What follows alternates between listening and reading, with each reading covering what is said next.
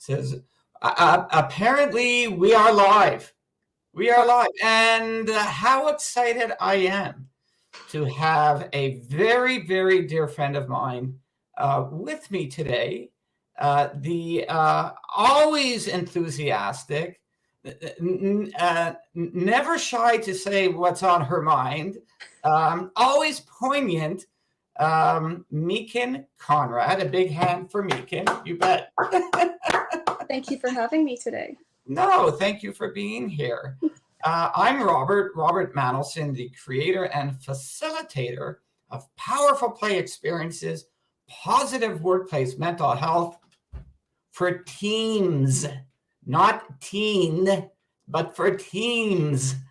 And I've conducted many interviews very much like this over the past 2 years, but I am crazy excited to have Meakin here today.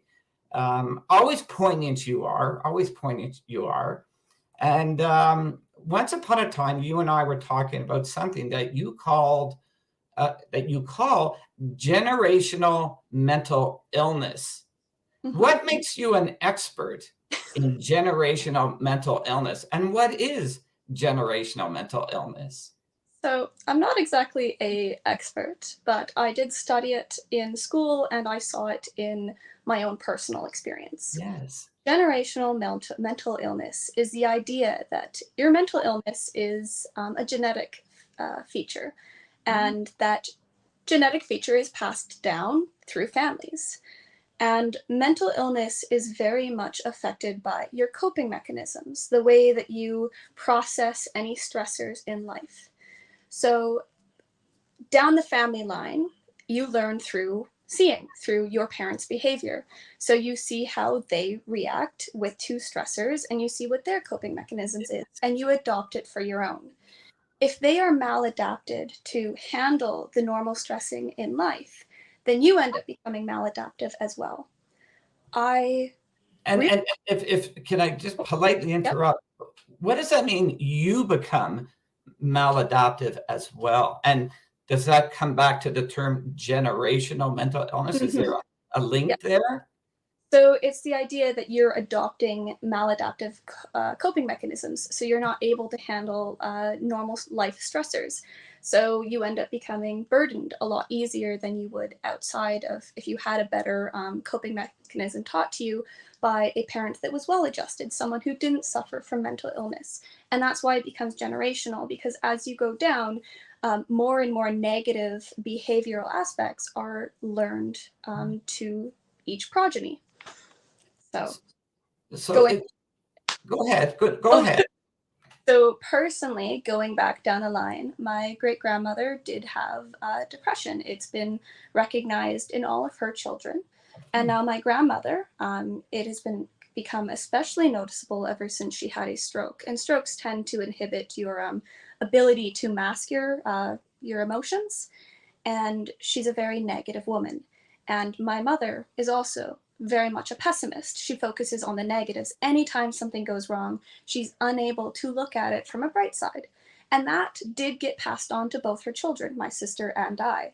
However, I made a moment of introspection, so to speak, through my studies in psychology, that this is not going to help me down the line. If I don't stop it now, I'm going to be like this in my 50s, like my mother is, and always negative. And is that the coping mechanism that you're referring to? The ability to, one, recognize the generational, the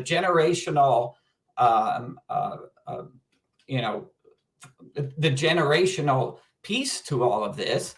So you recognize it, and then it sounds like you were able to do something different. Am I correct on that? Yes, it did take years, almost 6 years, and I'm still working on it every single day to get myself out of the bad habit of, negative thought process.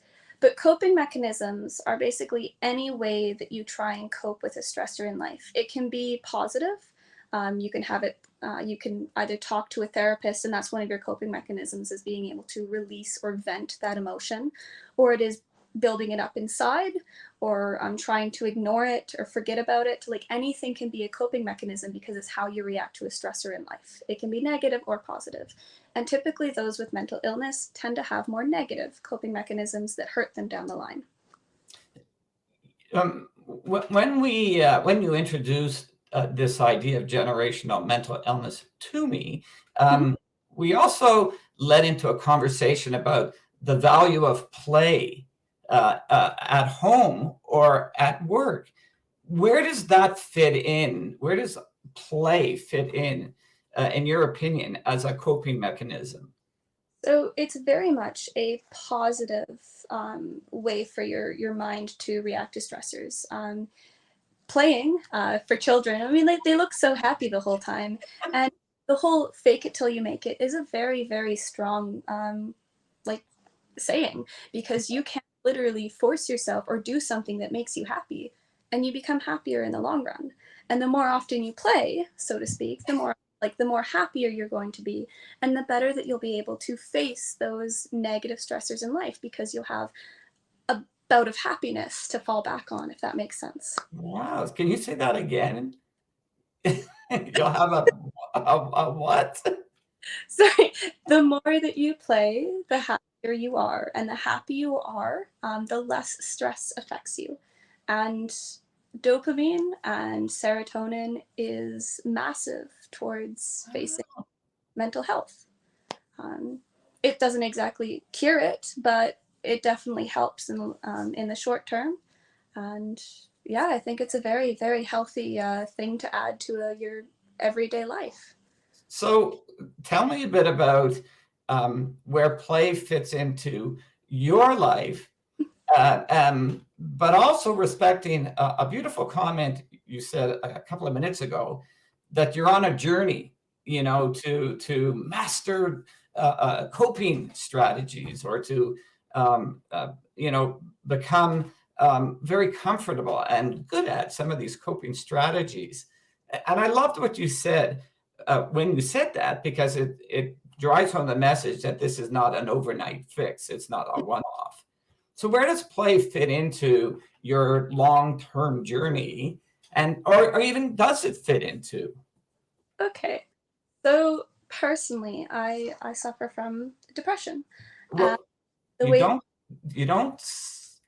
sorry, I am currently battling. I'm getting over it so that I don't have it in the future, if that makes sense.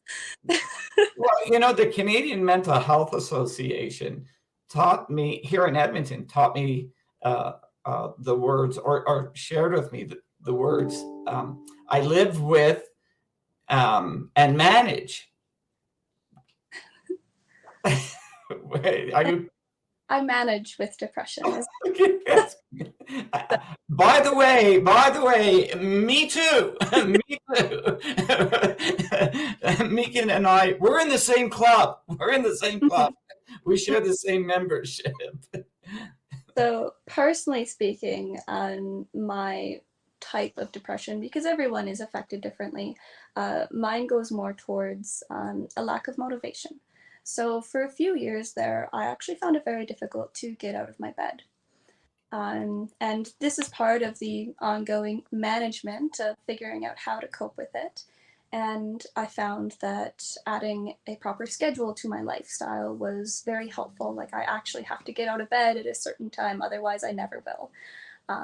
It does help having a job that is outside, because uh, as I've been told by so many doctors, vitamin D is essential to happiness.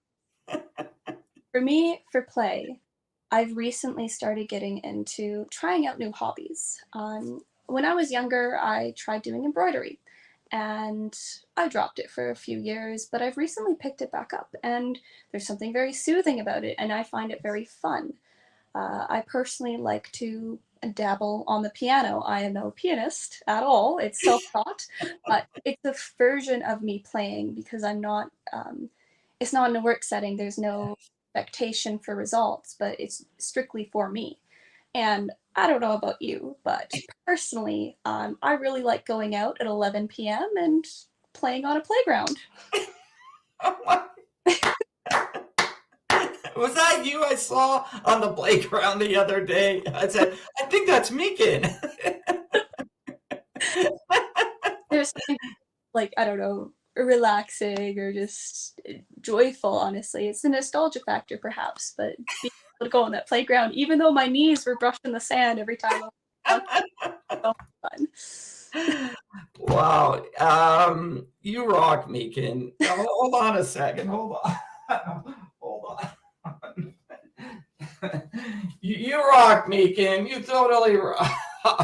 You rock, Meakin. You get the Happy Face Plus Flower of the Day award. Hey, thank you. You get a boomwhack in hand. Listen, I wanna thank you for your honesty. Mhm. And you're so damn real. Stop that. Stop that. And I am so honored to be in front of someone today, and that is you, who with such great ease and comfortableness just shares a very personal story. And why is that so? Where is that ease and comfortableness coming from? And is there a reason for it? So, oddly enough, sharing my story has actually been paramount to managing depression. The more that I talked about it and opened up to people, the more honest I was with myself and with others, the easier it was for me to go by my day to day life. I spent 2 years not getting out of bed, and Mhm. no one in my family knew. And my family are the people that I talk to most often, they are my support system. And my support system was unaware that I needed their support. Hmm. And it just got worse and worse the longer that I let it go on. I also just really value candor in my life. Sometimes at fault because you can be too honest to people, but oversharing, so to speak, has really helped me make new connections and also view my depression and the way that I can manage my life in a different perspective because a lot of people do have mental illness and they just don't talk about it. And the more often you talk about it, the more likely and comfortable they are to talk about it themselves. Yes. So I found that you basically built up a community the more that I opened up about it. And the community was incredibly helpful in getting me to where I am today. So I like to share, and I don't think that it makes me vulnerable in any ways. In fact, I think it builds me up stronger because I am fully real to myself, and no one can use that against me. Did I tell you how beautiful you look today? You did. Thank you. Tell everybody where you work, what you do, and Okay. it may explain why it's not. I don't see Megan dressed so beautifully like this every day because I met her on her job site, and tell everybody what you do. So I do windshield repair. And you work outside. Yes, I work outside under a neon orange tent and I talk to customers. And that is actually how we met a while ago. And And the name of the company, once again, is Deco. Deco. Yeah, the neon orange tents. No one knows us by name, they just know us by sight. That's good. Doing that, I get to talk to over 30 customers a day, and it's more than 15 minutes with every single customer. And I really like to talk to them, open up with them. Sometimes it's a casual, like small talk, but other times it gets a lot more deep and meaningful, which is how we met. And we ended up talking for a lot longer than we should have, but it worked out. So I'm typically a little grubby because I'm working outside in wind and working with really gross tools, and I don't dress up very often at my work. That is, Where can people find you? Where's your next orange tent location? wow, it's typically in a Canadian Tire or Superstore parking lot, Right especially. on. It's good. And I want everybody to know that when Sharon and I met, you that day, how impressed we were with you. You came across as a sort of a small business owner. I had no idea that you were actually employed by somebody, because how you presented yourself, the service, and even conducting the service, fixing our windshield, was professional beyond professional. And if anybody has the need to have their windshield repaired, fixed, watch for Meakin. She might be at your local Canadian Tire or Superstore. Thanks And for advertising. yeah, what's that? Thanks for the free advertisement. Free advertise. Help Meakin help Meakin pay for university or something, you know. You rock, girl. You rock. You rock. Thank you very, very much. We're going to end this broadcast, but we're not going to end this friendship. I hope whoever has the opportunity to watch this video, reach out to Meakin. If you do webinars, if you want to interview her for a story, maybe a possible podcast, what's the best way to reach you, Meakin? Right now, through my email, which is my full at hotmail.ca.